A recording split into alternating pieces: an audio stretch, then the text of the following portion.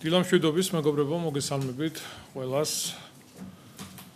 ვიდრე დავიწყებთ თვისაზრით გათვალისწინებული საკითხების განხილვას, გადაწყვეტილებების მიღებას, მინდა რამდენიმე თემას შევეხო.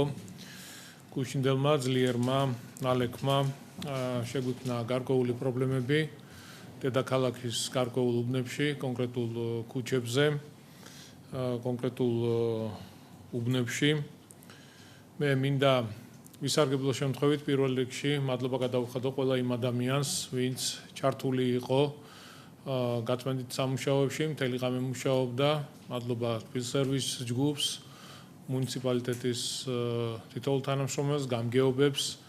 გარდა ამისა, მინდა მადლობა გადავუხადო შინაგან საქმეთა სამინისტროს, საპატრულო პოლიციას, საგანგებო სიტუაციების მართვის სააგენტოს მთელი ღამის განმავლობაში კონკრეტულ ქუჩებზე, გამზირებზე, უბნებში მიმდინარეობდა გაწმენდითი სამუშაოები და ახლაც გრძელდება ეს ყველაფერი, რათა მოწესრიგებული და დასუფთავებული იყოს ქუჩები. როდესაც ძალიან მოკლე დროში მოდის უჩვეულოდ დიდი რაოდენობის ნალექი, მსგავსი შემთხვევები ბევრჯერ გვისაუბრია ამაზე, მხოლოდ თბილისში არ ხდება. ამას ვხედავთ ევროპის არაერთ დიდ ქალაქშიც, ჩვენზე უფრო ძლიერ სახელმწიფოებშიც, ეკონომიკურად უფრო ძლიერ დედაქალაქებშიც, სადაც არსებობს თანამედროვე ინფრასტრუქტურა, ყველაფერი მოწესრიგებულია, თუმცა დროის გარკვეულ მონაკვეთში მოსული უხვი ნალექი, რა თქმა უნდა, პრობლემას წარმოადგენს შესაბამისი ინფრასტრუქტურისთვის. მაგრამ ეს არ ნიშნავს, რომ პრობლემა არ არსებობს თბილისში, ან მის მოგვარებაზე არ უნდა ვიმუშაოთ. პირიქით, სწორედ ამიტომ 2017 წლიდან მოყოლებული, ესე იგი, სადაც ვიწყებთ სამუშაოებს საგზაო ინფრასტრუქტურის თვალსაზრისით, პირველი, რასაც ვაკეთებთ, ეს არის მიწისქვეშა კომუნიკაციების განახლება, სანიაღვრე სისტემების მოწყობა და ასე შემდეგ. ჩვენ ახლა გვახსოვს, ხო, წინა წლების განმავლობაში გზებს მხოლოდ ზედაპირულად აგებდნენ, ჩვენ კი ყველა მნიშვნელოვანი ქუჩისა და გამზირის რეაბილიტაციის დროს პირველი, რასაც ვაკეთებთ, ეს არის მიწისქვემოთ არსებული ინფრასტრუქტურის მოწესრიგება და განახლება. სამწუხაროდ, 10 წლების განმავლობაში ამ მიმართულებით პრაქტიკულად არაფერი არ კეთდებოდა.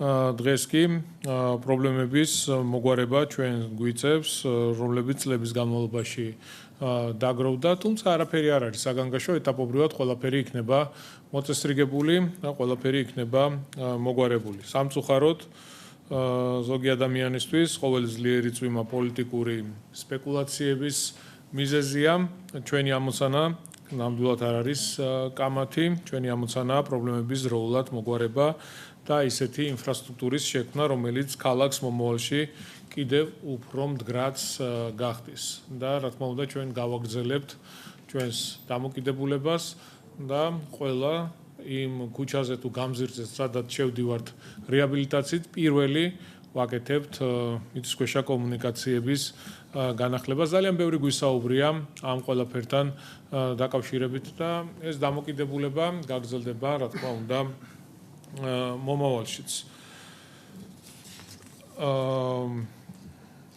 კიდევ ერთი ძალიან მნიშვნელოვანი საკითხი გუშინდელ უხნალეკთან მოსულ უხნალეკთან დაკავშირებით, ცხელი ხაზი დღემდე მუშაობს და ნებისმიერ შემოსულ ზარს ჩვენ პასუხობთ და ვახდენთ შესაბამის რეაგირებას.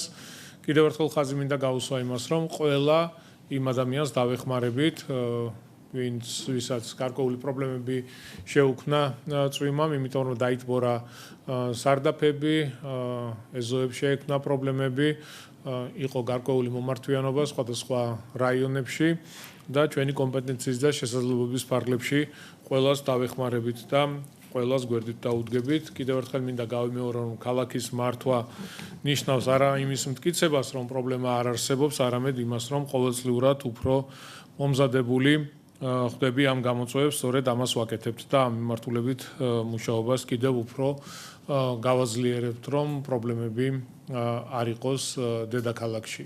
ეხლა გვაქვს კონკრეტული ქუჩები, სადაც მაგალითად სანიაღვრე ქსელები საერთოდ არ არსებობს.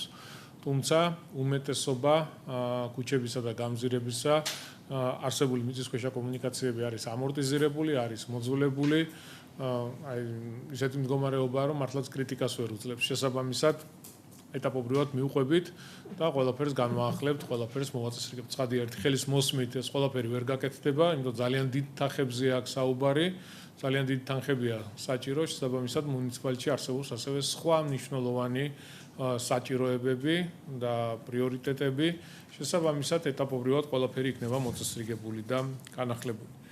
მინდა ასევე ინფორმაცია მოგაწოდოთ, ესე იგი ღამის საათებში მოსულ უხნალებთან დაკავშირებით თუ რა დაფიქსირდა. მაგალითად უნივერსიტეტის მიმდებარედ 5 საათის განმავლობაში სახიფათო მეტეოროლოგიური მოვლენების კატეგორიის ძლიერი ინტენსივობის ნალექი აღინიშნა, მოსული ნალექის რაოდენობა, მათ შორის თბილისის სახელმწიფო უნივერსიტეტის ტერიტორიაზე შეადგინა 110 მმ, რაც ძალიან ბევრია და იმიტომ იყო კონკრეტულ უბნებში და კონკრეტულ ქუჩებზე აღნიშნული პრობლემები.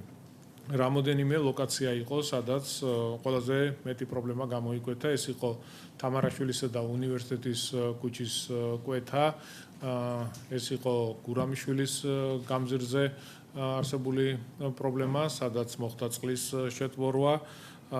გარდა ამისა, სად გქონდა ირაკლი კიდევ პრობლემა, ეს იყო მარჯვენა სანაპირო, იყო გუდვილის მიმდებარე ტერიტორია და წერეთლის ერისთავის მიმართულებით იყო გარკვეული პრობლემა. თუმცა ძალიან სწრაფად ყველაფერი იქნა მოწესრიგებული და შესაბამის სამსახურებს კიდევ ერთხელ ძალიან დიდი მადლობა მინდა გადაუხადო.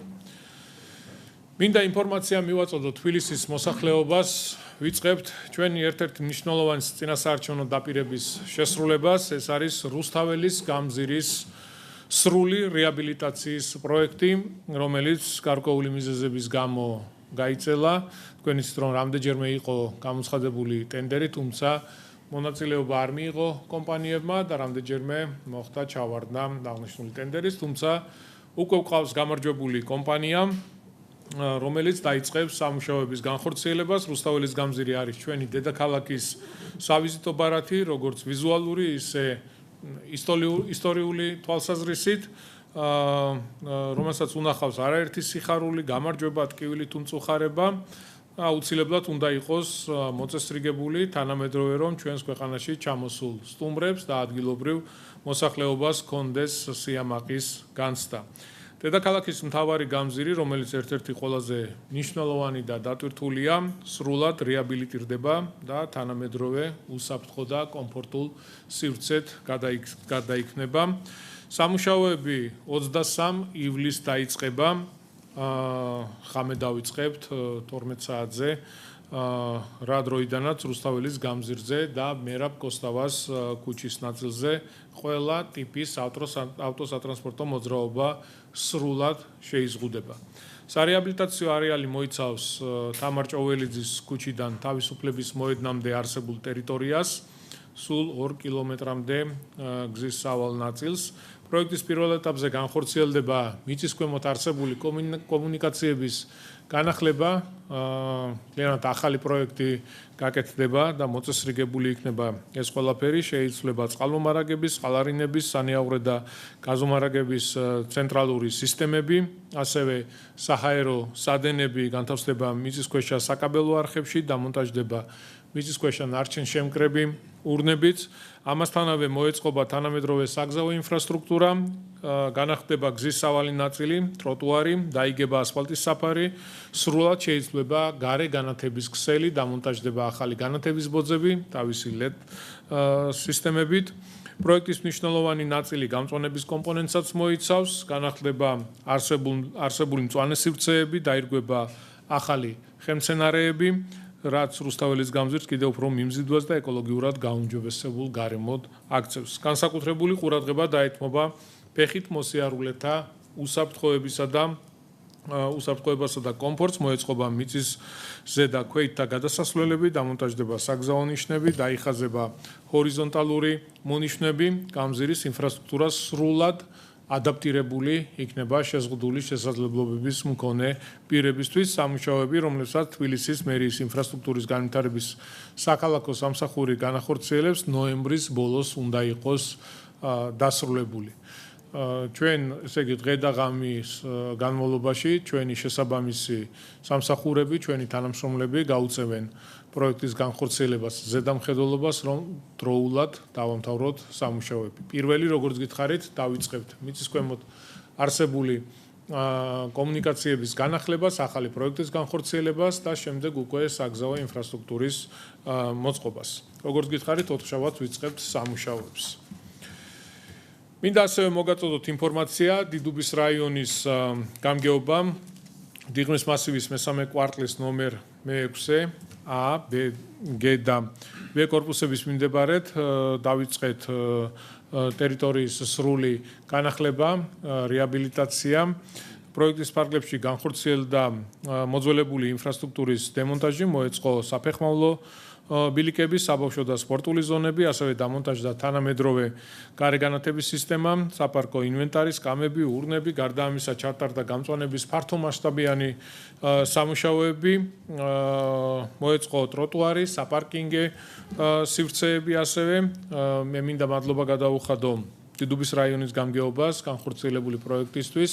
ჩვენ ესე იგი სადაც შესაძლებელია, სადაც არსებობს ამ ტიპის სივრცეები, შეიძლება დიდი არ იყოს, მაგრამ ყველგან შევდივართ, რომ კონკრეტულ კორპუსებში ცხოვრებ ოჯახებს და ადამიანებს კონდეთ იმის შესაძლებლობა, რომ თავისი საცხოვრებელი კორპუსის მიმდებარედ ჩავიდნენ, დაისვენონ, გაერთონ, ივარჯიშონ, გვინდა რომ ყველგან ასეთი სივრცეები იყოს კეთილმოწყობილი და მოწესრიგებული. კიდევ ერთი რეკრეაციული სივრცე განახლება ვაჟა-ფშაველას გამზირზე, გერმანული კოლეჯისა და ნომერ 27 ბაგაბაღის მიმდებარე ტერიტორიაზე, სკვერის სრულ რეაბილიტაციას თბილისის მერიის გარემოს დაცვის საქალაქო სამსახური ახორციელებს, პროექტის ფარგლებში განახლდება რეკრეაციული სივრცის ინფრასტრუქტურა, მოეწყობა გარეგანათების ქსელი, სარწყავი სისტემა, სასეირნო ბილიკები, ასევე განახლდება საპარკო ავაჯი, დაირგვება ახალი ხემცენარეები და ძალიან მნიშვნელოვანია ასევე ამ ტიპის სამუშაოების წარმოება.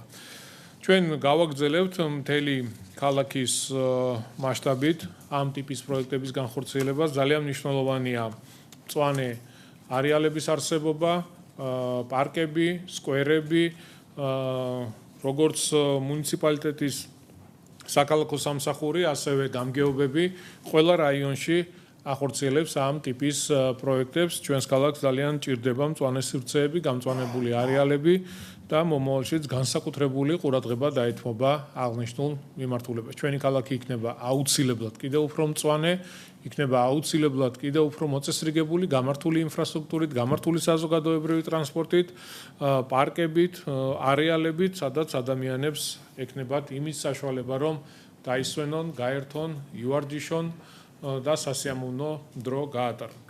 ეს იყო რის თქმაც მინდოდა მეგობრებო, ახლა შეგვიძლია გადავიდეთ ყიცის რიგით გათვალისწინებული საკითხების განხილვაზე და გადაწყვეტილებების მიღებას. მადლობა.